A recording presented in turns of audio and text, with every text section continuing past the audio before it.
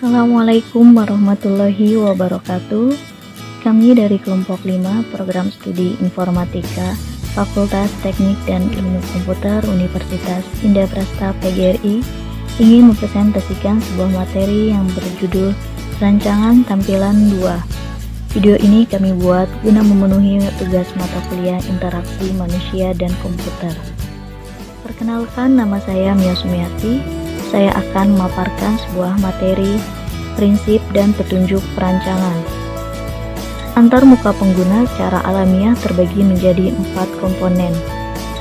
1. Model pengguna. 2. Bahasa perintah. 3. Umpan balik. Dan yang keempat, penampilan informasi. Model pengguna di sini merupakan dasar dari ketiga komponen yang lain. Yang pertama ada model pengguna.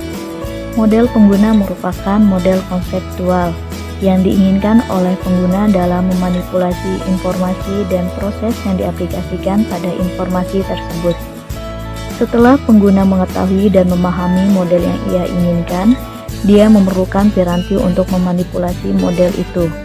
Piranti pemanipulasian model ini sering disebut dengan bahasa perintah, yang sekaligus merupakan komponen kedua dari antarmuka pengguna. Idealnya, program komputer kita mempunyai bahasa perintah yang alami, sehingga model pengguna dengan cepat dapat dioperasionalkan. Komponen ketiga adalah umpan balik.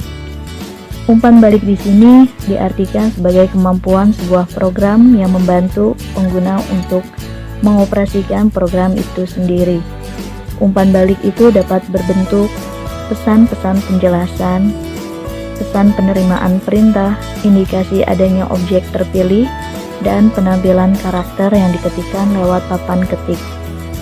Beberapa bentuk umpan balik terutama ditunjukkan kepada pengguna yang belum berpengalaman dalam menjalankan program aplikasi itu. Umpan balik dapat digunakan untuk memberi keyakinan bahwa program telah menerima perintah pengguna dan dapat memahami maksud perintah tersebut. Komponen keempat adalah tampilan informasi. Komponen ini digunakan untuk menunjukkan status informasi atau program ketika pengguna melakukan suatu tindakan. Pada bagian ini, perancang harus menampilkan pesan-pesan tersebut seefektif mungkin sehingga mudah dipahami oleh pengguna. Assalamualaikum warahmatullahi wabarakatuh. Nama saya Muhammad Elian Zulkifli. Saya di sini ingin menjelaskan tentang urutan perancangan. Apa sih urutan perancangan? Urutan perancangan adalah perancangan dialog seperti halnya perancangan sistem online. Harus dikerjakan secara top down. Proses perancangan dapat dikerjakan secara stepwise refined sebagai berikut. Contohnya, 1. Pemilihan ragam dialog. Pemilihan ragam dialog adalah dipengaruhi oleh karakteristik populasi pengguna mula, penengah, atau pengguna ahli. Tipe dialog yang biasa dipergunakan dan kendala teknologi yang andal untuk mengimplementasikan ragam dialog tersebut. Ragam dialog yang terpilih dapat berupa sebuah program tunggal atau sekumpulan ragam dialog yang satu sama lain saling mendukung. 2. Perancangan struktur dialog. Perancangan struktur dialog adalah tahap kedua untuk menganalisis tugas dan menentukan model pengguna dari tugas tersebut untuk membentuk struktur dialog sesuai. Dalam tahap ini pengguna banyak dilibatkan sehingga pengguna langsung mendapatkan umpan balik yang berupa diskusi informal maupun prototipe dari dialog yang nantinya akan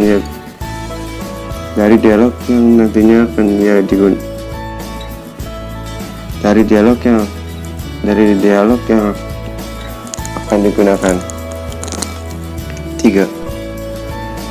Perancangan format pesan adalah pada tahap ini tata letak tampilan dan keterangan tekstual secara terinci harus mendapat perhatian lebih. Selain itu, kebutuhan data masuk yang mengharuskan pengguna untuk memasukkan dan ke dalam komputer juga harus dipertimbangkan dari segi efisien. Salah satu contoh adalah dengan mengurangi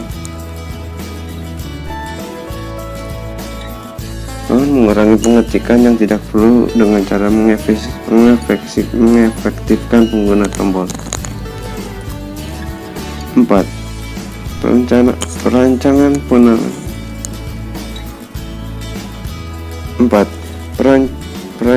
penanganan kesalahan. Perancangan penanganan kesalahan adalah bentuk-bentuk penanganan kesalahan yang dapat digunakan bentuk-bentuk penanganan kesalahan yang dapat digunakan antara lain adalah A. Validasi pemasukan, atau misalnya jika pengguna harus memasukkan bilangan positif sementara ia memasukkan data negatif atau nol, maka harus ada mekanisme untuk mengulangi pemasukan data tersebut. B. Proteksi pengguna atau proteksi pengguna. Program memberi peringatan ketika pengguna melakukan suatu tindakan secara tidak sengaja, misalnya penghapusan berkas. C. Pemulihan dari kesalahan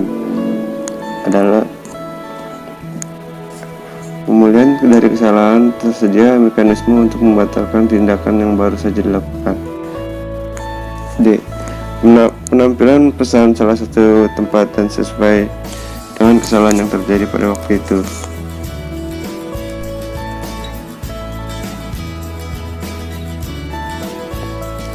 5. Perancangan struktur data.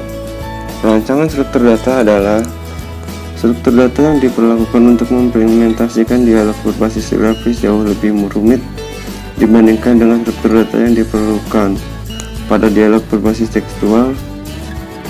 Meskipun demikian, sesulit atau semudah apapun struktur data yang akan digunakan, struktur data tersebut harus diturunkan dari spesifikasi antarmuka yang telah dibuat.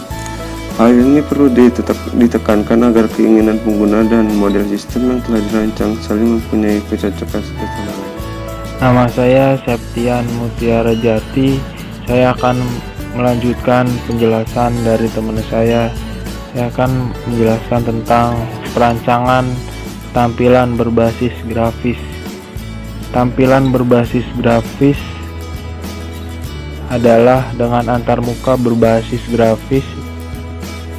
Kemudahan dalam hal pengontrolan format tampilan dapat dikerjakan dengan lebih mudah dan fleksibilitas tampilan dapat semakin dirasakan oleh perancang tampilan maupun penggunanya.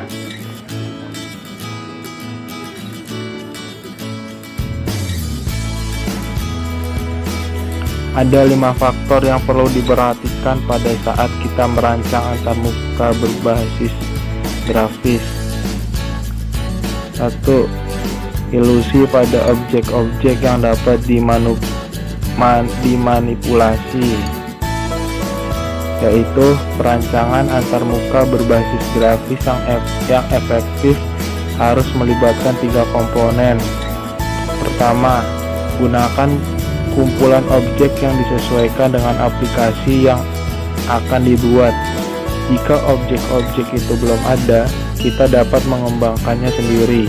Kedua, penampilan objek-objek grafis harus dilakukan dengan keyakinan bahwa ia akan dengan mudah dimengerti oleh pengguna.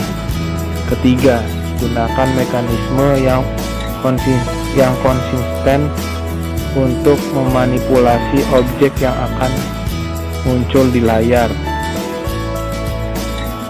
2. Urutan visual dan fokus pengguna, yaitu antarmuka dapat digunakan untuk menarik perhatian pengguna antara lain dengan membuat suatu objek berkedip, menggunakan warna tertentu untuk objek-objek tertentu, serta menyajikan suatu animasi yang akan lebih menarik perhatian pengguna. Tetapi penggunaan rangsangan visual yang berlebihan justru akan membuat pengguna bingung dan merasa tidak nyaman. 3. Struktur internal adalah Pada pengolah kata, kita seringkali menulis beberapa kata yang berbeda dengan kata-kata yang lain. Misalnya, ada sekelompok kata yang ditebalkan, dimiringkan, atau diberi garis bawah. Pada salah satu pengolah kata, kita dapat melihat apa yang disebut dengan reveal code, yakni suatu tanda khusus yang digunakan untuk menunjukkan adanya perbedaan font style.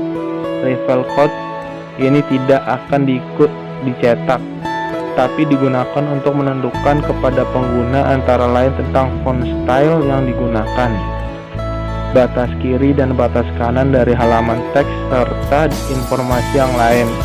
Reveal code biasanya berupa suatu karakter khusus.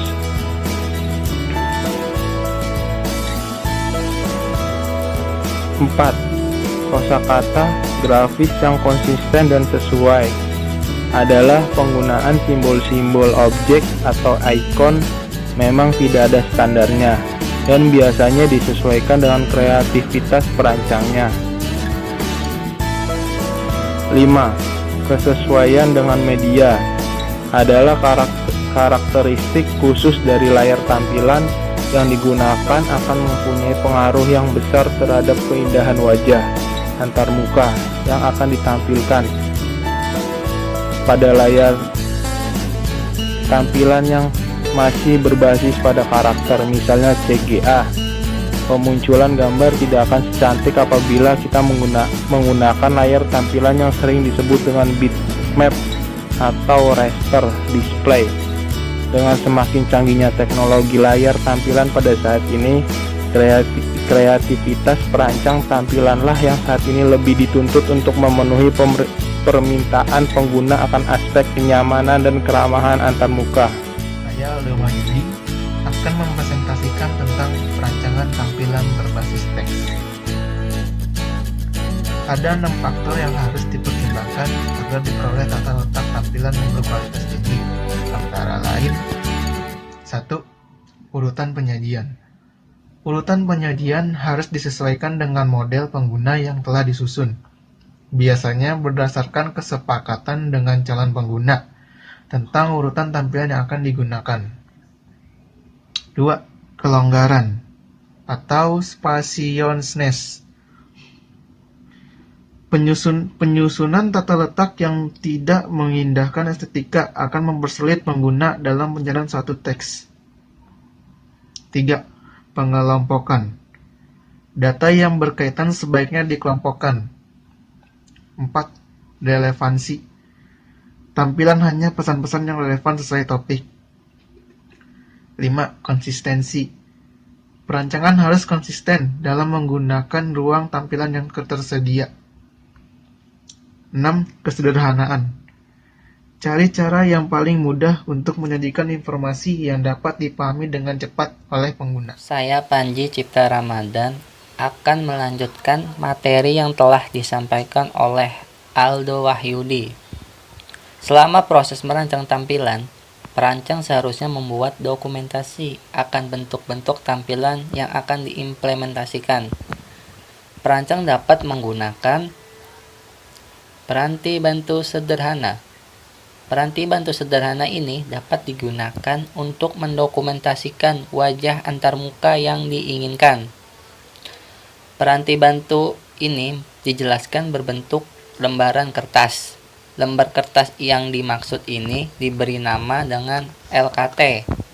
LKT terdiri dari yang pertama ada nomor lembar kerja. Yang kedua ada bagian tampilan. Bagian tampilan ini berisi sketsa tampilan yang akan muncul di layar.